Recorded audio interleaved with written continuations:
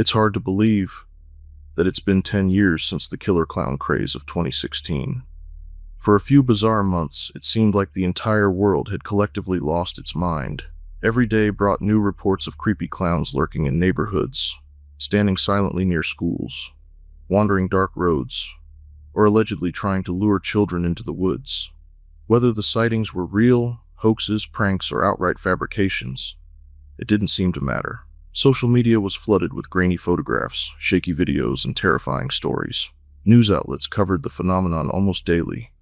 Police departments were overwhelmed with reports, and people everywhere began looking over their shoulders whenever they saw a flash of red hair or a painted smile. What started as a handful of strange sightings would quickly spiral into a worldwide panic, unlike anything seen before or since. In 2016, reports of people disguised as evil clowns began appearing across the globe. Sightings were reported in the United States, Canada, Australia, the United Kingdom, and numerous other countries. The figures were often spotted in unusual places, near forests, schools, parks, neighborhoods, and isolated roads, usually standing silently and doing nothing more than staring at people. The phenomenon is generally traced back to Green Bay, Wisconsin, on August 1st, 2016.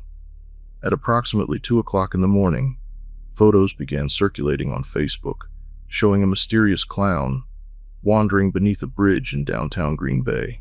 The clown, later known as Gags, was photographed standing in empty parking lots and lurking beneath overpasses in the darkness. The images spread like wildfire. Local residents became fascinated by the mysterious figure, and before long, news outlets across the country were discussing the sightings. A Facebook page dedicated to the clown quickly appeared, fueling speculation and curiosity. Eventually, the truth came out.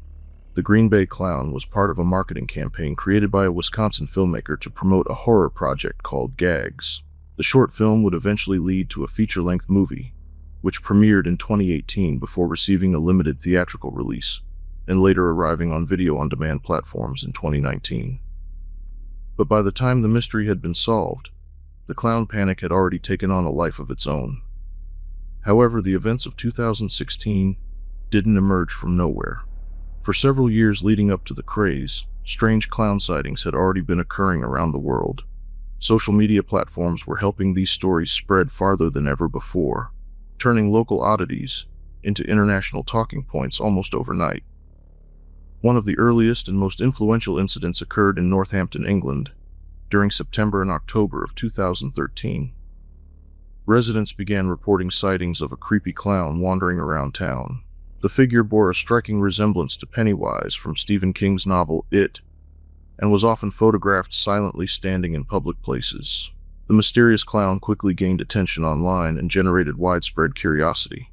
Eventually, it was revealed that the appearances were the work of 3 local filmmakers, Alex Powell, Elliot Simpson, and Luke Ubansky. The trio had created a Facebook page for the so-called Northampton Clown and used the sightings to drive traffic and attention to the project. Even after the mystery was solved, the images remained online and continued to circulate for years afterward. Then came another major influence. In March of 2014, Matteo Moroni, the creator behind the YouTube channel DM Pranks, began uploading videos in which he dressed as an evil clown and terrorized unsuspecting members of the public. The videos became an enormous success. Collectively, they accumulated hundreds of millions of views and exposed massive audiences to the idea of creepy clowns appearing unexpectedly in everyday situations.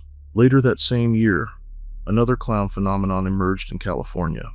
Photos of what became known as the Wasco clown began appearing on social media. Like the Northampton clown before it, the images generated widespread attention and speculation.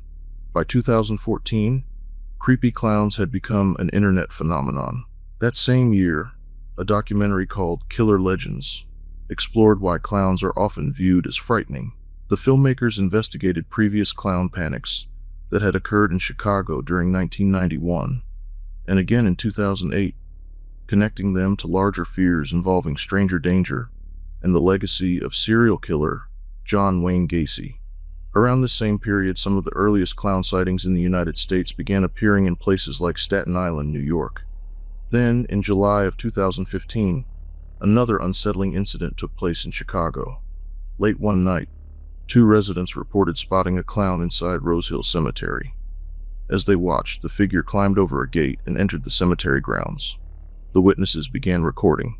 According to reports, the clown eventually stopped, turned toward them, and slowly waved.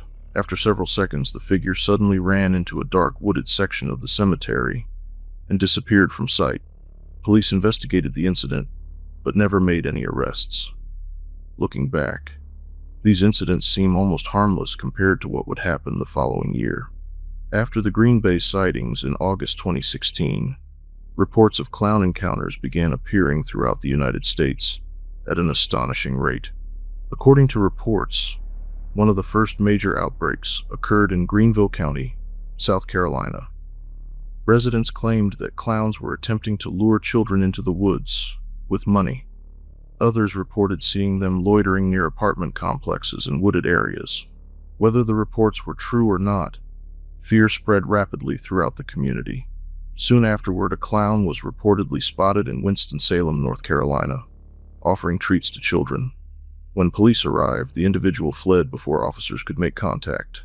By September and October, sightings were appearing virtually everywhere. Reports emerged from schools, neighborhoods, parks, roadsides, and college campuses. The phenomenon soon spread beyond the United States. Canada began reporting similar incidents, followed by the United Kingdom, Australia, and numerous other countries. British communities were described as horrified by the sightings, while police departments complained that the influx of reports was draining valuable resources. At the height of the panic, clown sightings had been reported in nearly every American state, 9 Canadian provinces and territories, and at least 18 countries worldwide. The hysteria also had real-world consequences. According to reports, the clown sightings resulted in numerous arrests across the United States. Charges ranged from making false reports and issuing threats to chasing and harassing members of the public. In Reading, Pennsylvania, a 16-year-old boy was fatally stabbed during an incident that may have been connected to fears surrounding a prowler wearing a clown mask. As the panic grew, social media only poured gasoline onto the fire. Photos, videos, rumors, and alleged sightings flooded Facebook, Twitter, YouTube, and other online platforms. Many reports were impossible to verify, but they spread regardless. The World Clown Association publicly condemned the trend. Its president, Randy Christensen, expressed concern that the actions of pranksters were damaging the reputation of professional clowns everywhere, and the impact was being felt. Even major corporations took notice. In October of 2016, McDonald's announced that Ronald McDonald would maintain a lower public profile due to the ongoing clown scare. Halloween retailers experienced unusual demand for clown costumes and masks, while some areas saw significant increases in sales. Some communities began taking the situation far more seriously than others. Certain Floridians reportedly decided to carry weapons while trick-or-treating. Schools throughout California, New Jersey, and Ohio issued blanket bans on clown costumes and clown masks. Retailers began pulling clown-related products from shelves. Target removed clown masks from stores and its website. Even theme parks took precautions, instructing employees to remove horror-themed costumes and makeup before leaving work. By late October, the panic reached another level. Rumors began spreading online regarding a supposed clown-organized purge scheduled to take place on Halloween Eve. Posts warned of coordinated attacks and widespread violence. The rumors generated enormous attention. Fortunately, the predicted mass attacks never occurred. However, on Halloween night, a Florida family reported being attacked by approximately 20 individuals wearing clown masks and masks inspired by the Purge films. Despite the seriousness of the incident, no arrests were made. Elsewhere, rumors of clown sightings triggered chaotic scenes on college campuses. Students at Pennsylvania State University formed large groups to search for supposed clowns after reports circulated online. In many cases, the sightings turned out to be little more than rumors, but by that point, facts were becoming increasingly irrelevant. The panic had developed a momentum of its own. Naturally, many people began looking for explanations. Some observers pointed toward the growing popularity of Pennywise and Stephen King's It as a possible influence. Others noted similarities between the 2014 clown sightings in Northampton and Staten Island and the appearance of King's infamous character. As media coverage intensified, several newspapers openly suggested that Pennywise may have inspired many of the incidents. The The speculation eventually became so widespread that Stephen King himself addressed the phenomenon, encouraging people not to react so hysterically, and reminding them not to take his fictional work too seriously. Another popular theory suggested that the entire clown craze might have been a massive viral marketing campaign for Andy Muschietti's upcoming adaptation of It, which was scheduled for release in 2017. The theory spread rapidly online. However, New Line Cinema quickly denied any involvement, releasing a statement that read, "New Line is absolutely not involved in the rash of clown sightings."